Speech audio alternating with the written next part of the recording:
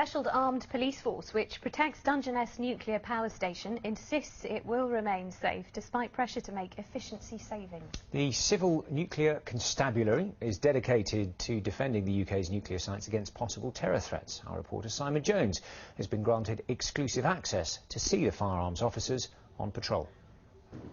Their role is to defend sites, deny unauthorised access to nuclear material and recover it should anything go wrong. Our role down here at Dungeness is to protect the power station from any sort of any hostile reconnaissance from any terrorists or any domestic or international terrorism. Carrying firearms is something that is deemed to be able to counter the threat and is necessary for our job. Although, as this test shows, the transport of nuclear material is designed to withstand accidents, the flask on this train remained intact. Officers are there to secure its movement too. The threat has changed over the years, from before when mainly the threat around here was just concerns of people trying to infiltrate the site or petty theft. Now it has gone up to being a terrorist target. The Civil Nuclear Constabulary was created in 2004, independent of the regular police.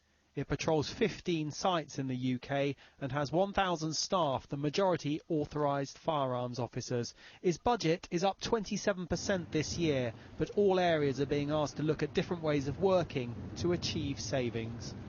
Are you confident Dungeness will remain safe despite having to make changes? Yes, of course. I have every confidence in my officers here.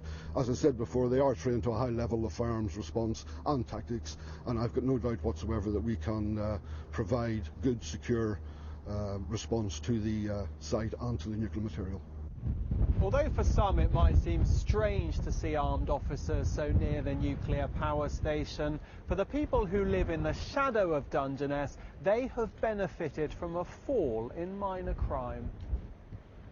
The nuclear power station on our doorstep, we don't want any trouble here at all, do we? Frightens the life out of the anglers that are fishing on the beach.